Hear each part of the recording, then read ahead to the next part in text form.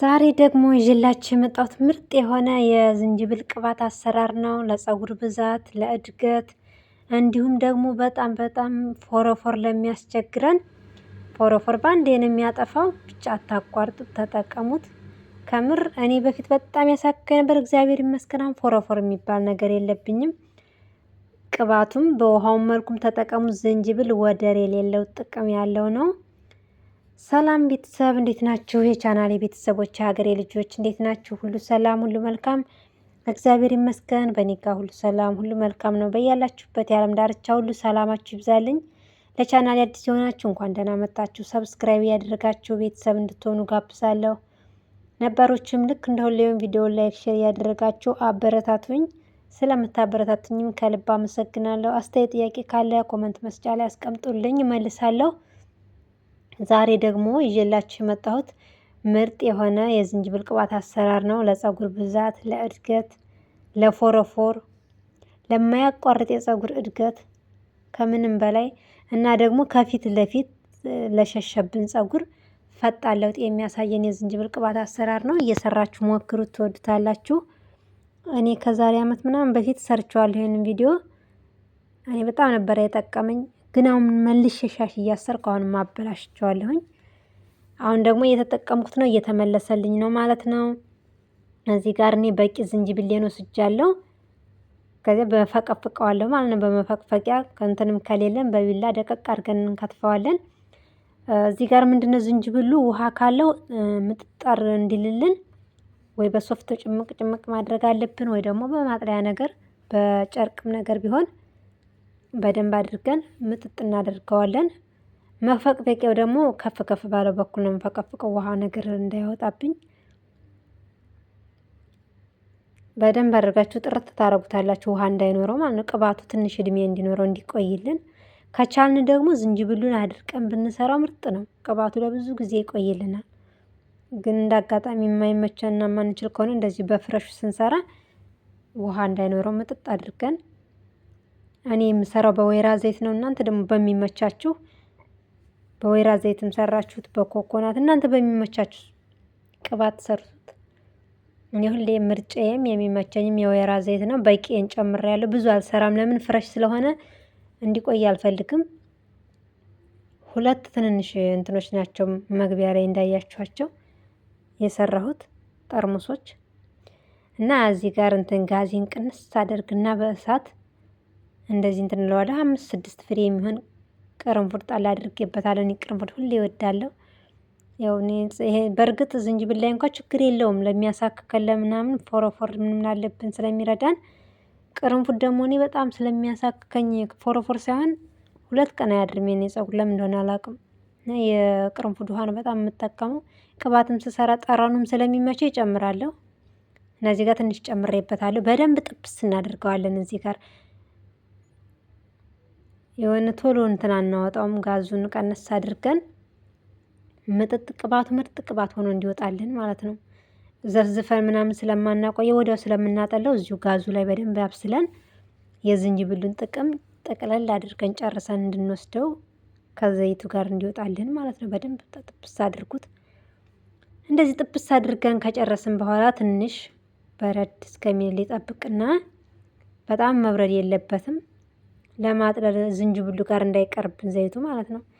ጠቅጠቅ ያለ ማጥለያ እጠቀማለሁ። ምክንያቱም ደቃቅ ነገሮች ወርደው እንዳያሳክኩን፣ ሽርፍራፊ ምናምን የዝንጅብሉም ካለ በኋላ ስንጠቀመው ያሳክኩናልና ጥቅጥቅ ያለ ማጥለያ እንደዚህ ያለች ማጥለያ እንጠቀምና እናጠለዋለን።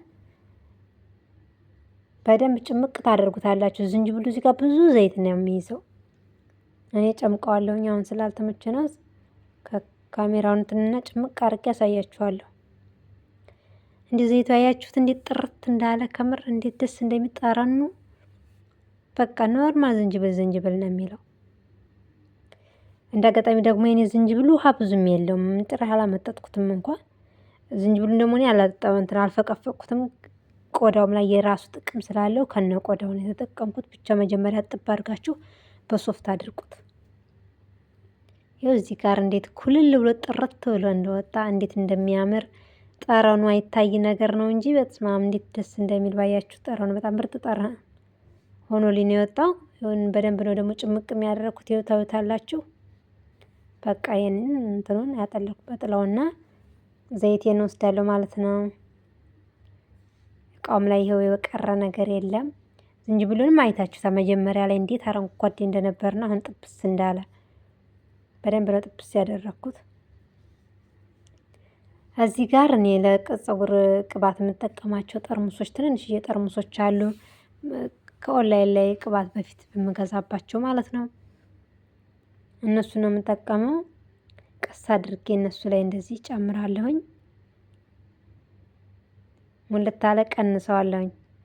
ሌላም ስላለ ተመሳሳይ በሁለቱ እቃ ነው የወጣኝ። ለብዙ ጊዜ ይበቃኛል። ሌላም ብዙ አይነት ቅባት ስለሆነ የምጠቀመው ያው ዝንጅብል እና ሮዝመሪ አዘውትሬ እጠቀማለሁ። ዝንጅብል በተለይ ከፊት ስለሚሸሽብኝ ፀጉሬ እንዲበዛልኝም ስለምፈልግ እዚህ ጋር ደግሞ መጀመሪያ ላይ እንትን አላልኩም። ትንሽ እንትን አፏ ጠበብ ትላለች። ተጠንቅቃችሁ ነው የምትጨምሩት። ሁለቱም ተሞልቶ ትርፍ ብሎኛል። ትንሽ ቅብት ብዬዋለሁ። ለአንዴ ለምቀባው ራሱ ተርፎኛል። እና እኔ እንዴት ደስ እንደሚል ከምር ምንም አይነት እንትን የለውም። እንዴት ጥርት ብሎ እንደወጣ እዚህ ጋር ራሱ ይኸኛው ራሱ እንዴት ሙልት እንዳለ ክዳኑን አላስከደን ስላለኝ ትንሽ ቀንስለታለሁ ለመክደን እንዲያመቸኝ ማለት ነው። እንዴት ኩል ጥርት ብሎ እንደወጣ እዩት። እንግዲህ ማየት ማመን ነው።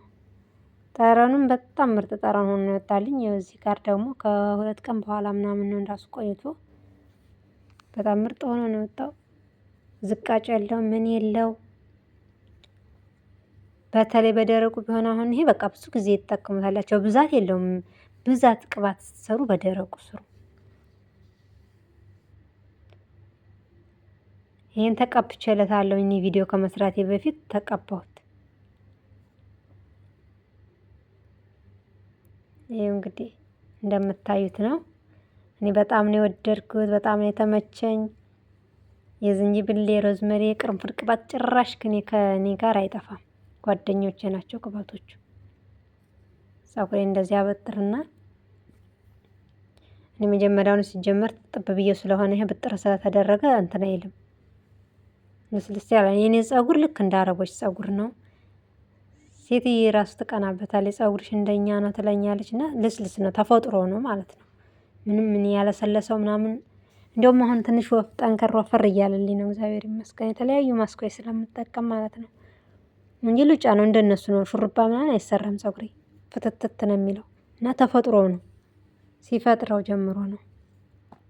ይሄ ደግሞ ሂና 3 ጊዜ ነው 4 ጊዜ ተቀባው ቅልት አለ ቀይ የሆነው ማለት ነው። እና እንደዚህ ቀስ እያደረግን ውስጡን በደንብ ማሳጅ እያደረግን ቅብት እናደርገዋለን።